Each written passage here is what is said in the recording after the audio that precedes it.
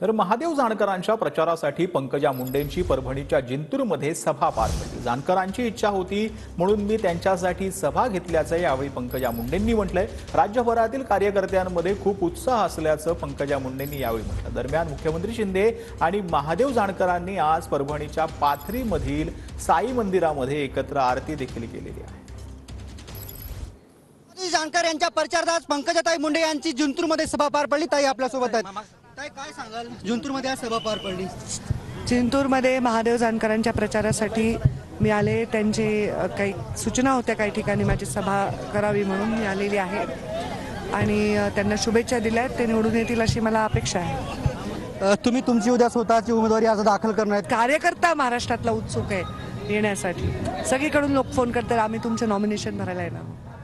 नरेंद्र मोदी यांच्या मराठवाड्यामध्ये सभा पार पडल्या, काय वातावरण आहे संपूर्ण महाराष्ट्र? आता सध्या मी उमेदवार आहे। महाराष्ट्राच्या वातावरणावर महाराष्ट्राचे नेते टिप्पणी करू शकतील। मी जिथे जिथे जाते त्या सभांमध्ये तरी मी हे पक्क सांगू शकते की जिथे मी आवाहन करते त्या सभांची मी गॅरंटी घेऊ शकते। मोदीजींच्या सभांनी नक्कीच विजय मिळत असतो असं आतापर्यंत आपण पाहत आलो आहे आणि मला त्याचा विश्वास वाटतो।